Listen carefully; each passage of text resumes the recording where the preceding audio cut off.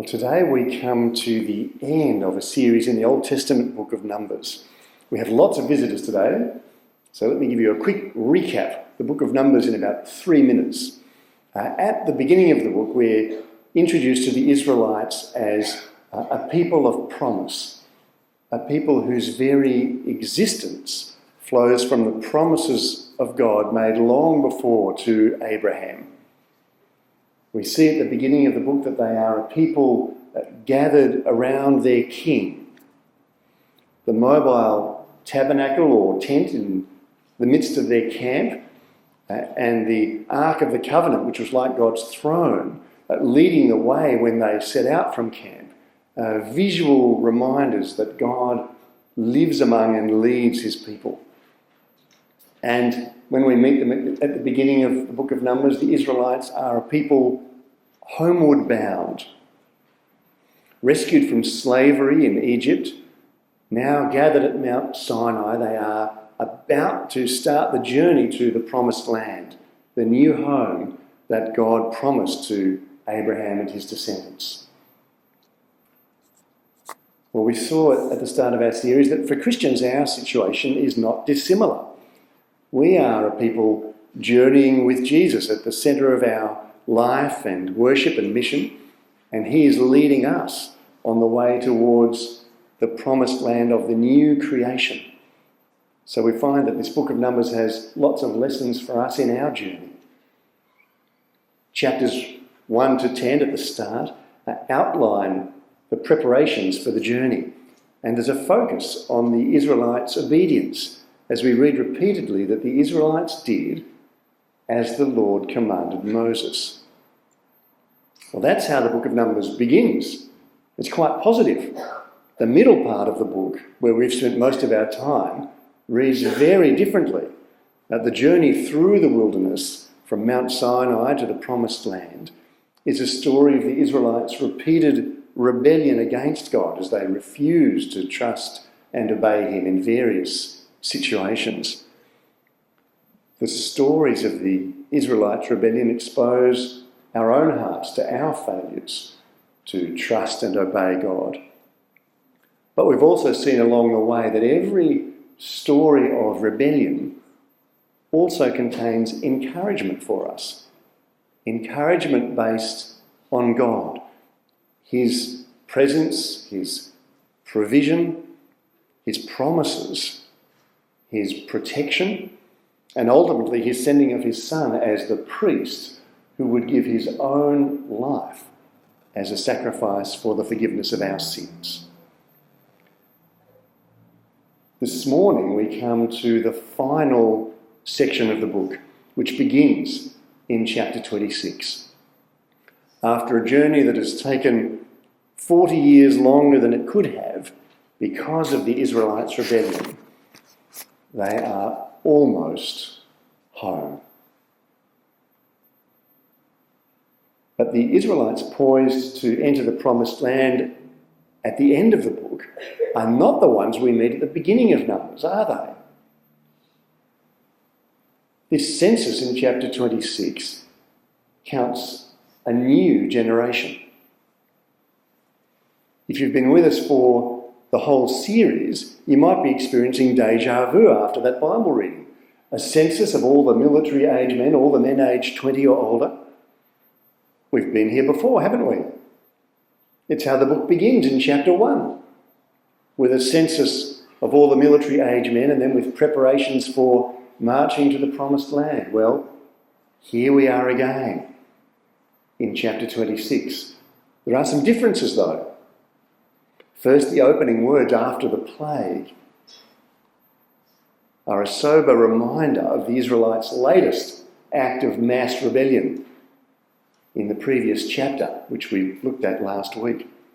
Second, this census is not taken at Mount Sinai shortly after the Israelites' departure from Egypt, but on the plains of Moab, by the Jordan, opposite Jericho. That is, they are just across the river from the promised land. And third, as we read at the end of the chapter, this census counts a new generation. and holds out the hope of a fresh start for God's people. And like in the opening section of the book, in these final chapters, again, there is an encouraging emphasis on the Israelites' obedience. From the first verses of chapter 26 to the final verses of the book at the end of chapter 36, we read repeatedly that the Israelites did as the Lord commanded Moses. Well, the final verse of the book summarises, these are the commands and regulations the Lord gave through Moses to the Israelites on the plains of Moab by the Jordan opposite Jericho. It leaves this open-ended question as the book draws to a close. Will this new generation of Israelites continue to trust God and obey his commands and enter the promised land and live faithfully as God's people there? And so the book ends in an open-ended way that drives us on into the rest of the Bible's story. But this morning, zooming in on our reading from chapter 26, the beginning of this final section, what does this second census teach us? Why is this here? You might have noticed we spared you most of the reading of it. We jumped from verse 4 to verse 51. Dania, who is doing our reading, might be relieved about that. There are a lot of names in those verses. They're there for a reason. What is the point of this second census? Do you sometimes find yourself running out of energy and motivation at the end of some long effort or some long activity? Maybe you start each term or semester or year of study with enthusiasm, but heading into the final exam period, you find yourself demotivated and struggling to focus. Or perhaps just before a holiday, you feel exhausted and like you're falling over the line to get to a break. That's me today. Or possibly before resigning or retiring, or perhaps even with notice being made redundant from a job. You feel completely checked out of your work. One of Catherine's former colleagues could often pick when someone at work was in their last 6 months on the job. You could see the change in their motivation at work. Or maybe at the end of some taxing season in life, like caring for an ailing loved one or some other long and stressful season, you just feel spent and like you can't keep going any longer. Does any of that sound familiar? Sometimes in life it's hard to press on and finish full of running in something, isn't it? And we need someone or something to spur us towards the end, to spur us on. Well, that's true of our Christian lives too. In our spiritual life, sometimes we need spurring on to keep trusting and obeying God and following Jesus as he leads us home.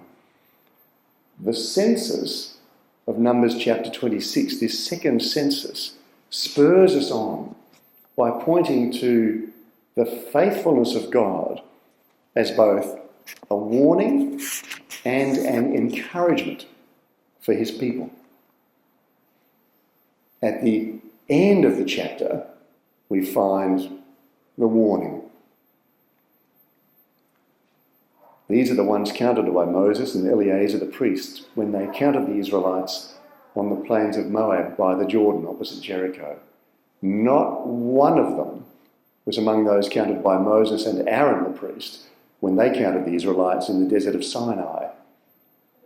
For the Lord had told those Israelites they would surely die in the wilderness, and not one of them was left, except Caleb, son of Jephunneh, and Joshua, son of Nun. And so, the Israelites we meet in chapters 26 are not the ones we meet at the start of the book. With two exceptions, Caleb and Joshua, the two spies who brought a positive report after they did a reconnaissance through the promised land, the only two of the 12 who encouraged the people to trust God and enter the land the last time they were at the border of the promised land. With those two exceptions, the entire generation of the first census has died in the wilderness.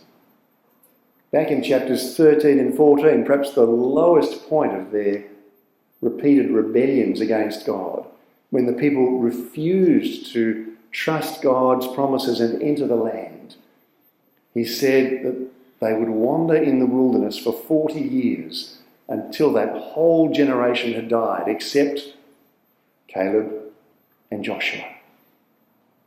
And God has kept his word. That is what has happened. Chapter 26 is a census of a new generation. We've seen before in our series on the book of Numbers that the New Testament uses the experience of that first generation as a warning for us as we press on towards our heavenly home and the promises of the new creation. So we read in the New Testament book of Hebrews, "Therefore, since the promise of entering his rest still stands, let us be careful so that none of you be found to have fallen short of it." The book of Hebrews encourages us to keep meeting together to spur one another on as we press on towards our home. And the danger that Hebrews unpacks is that the deceitfulness of sin can harden our hearts and make us turn away from the living God in unbelief instead of trusting and obeying him. That's the warning of God's faithfulness. When he speaks about his judgment, he keeps his word. How should that warning shape our attitudes to sin on the one hand and obedience on the other? We live in a culture that often uses the language of sin to talk about enticing pleasures. How does God's warning encourage us to treat sin, especially sin in our own lives and in our church community? The faithfulness of God brings a warning. But to finish our series on a happier note, this census also presents the faithfulness of God as an encouragement. When we read at the start of this census, these were the Israelites who came out of Egypt, we might think, no, they weren't. The Israelites who came out of Egypt are all dead. But speaking about the new generation this way, something the Bible does quite often, it identifies them as God's people and heirs of the promises made to Abraham. In a similar way, the New Testament speaks about all who trust in Jesus as Abraham's children, Abraham's descendants by faith. Listen to the Apostle Paul's words in his letter to the Galatians. If you belong to Christ, then you are Abraham's seed and heirs according to the promise. Remarkably, the total count in the second census is almost exactly the same as in the first census. There's only a couple of thousand difference.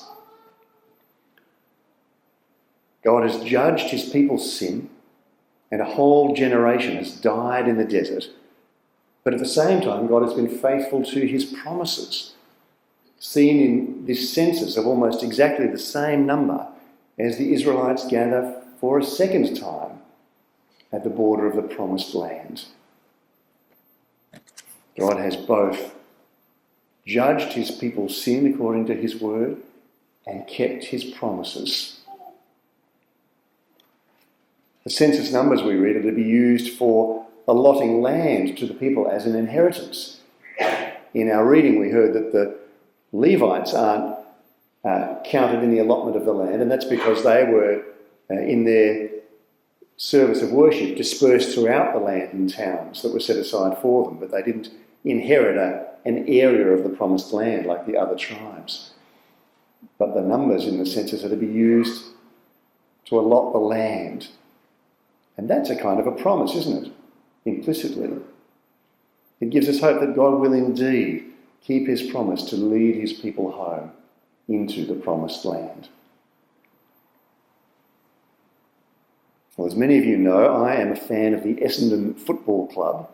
And sadly, since returning to Melbourne in 2011, I have to say the Book of Numbers has contained my football chapters.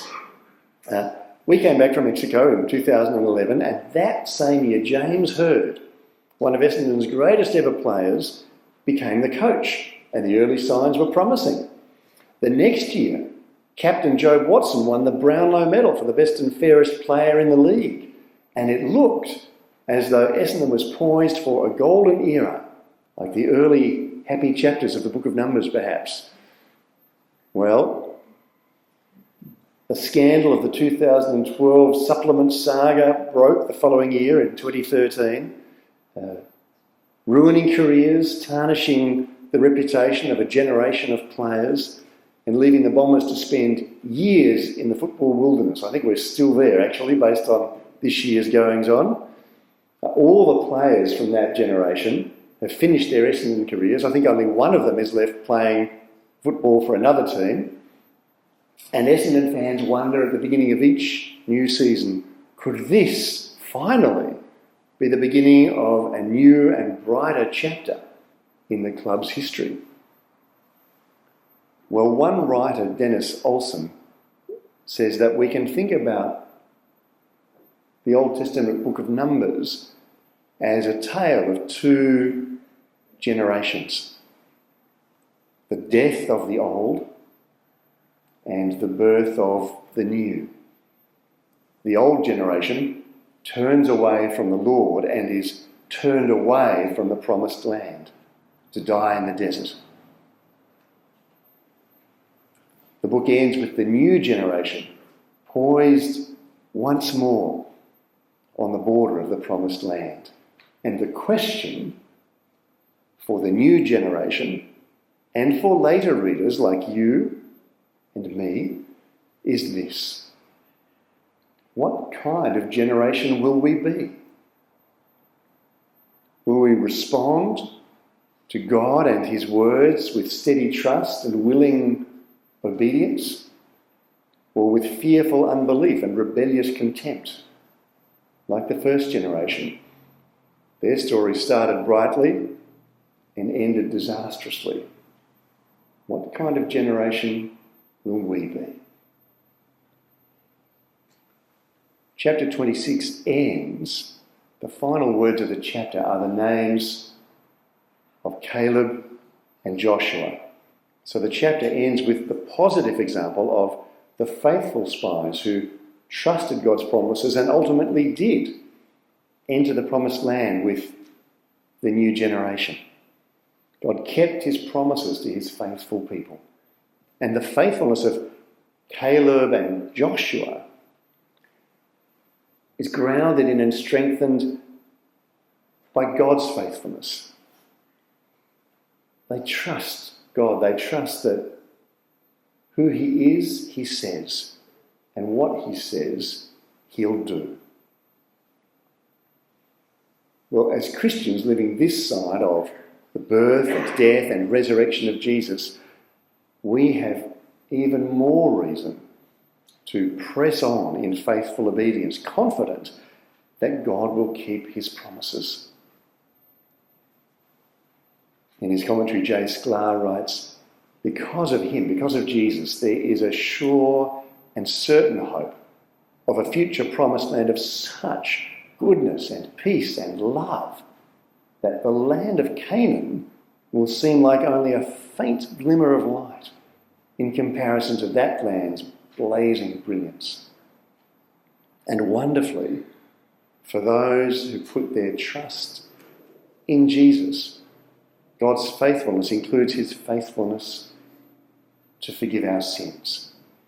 And if our sins are dealt with, then nothing can keep us from inheriting all of God's promises. So Paul writes in his letter to the Romans, he who did not spare his own son, but gave him up for us all, how will he not also, along with him, graciously give us all things? And the answer to Paul's question is, of course he will.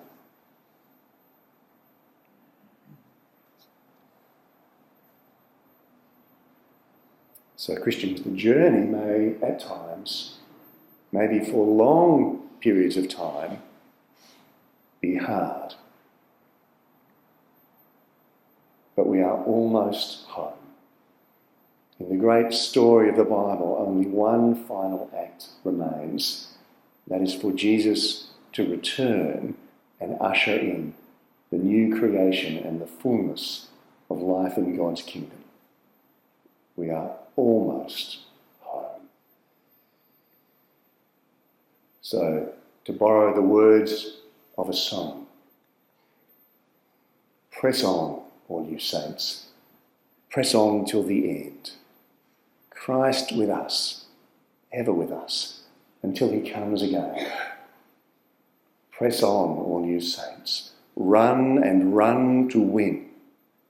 Christ with us, ever with us, until he comes again. God bless you.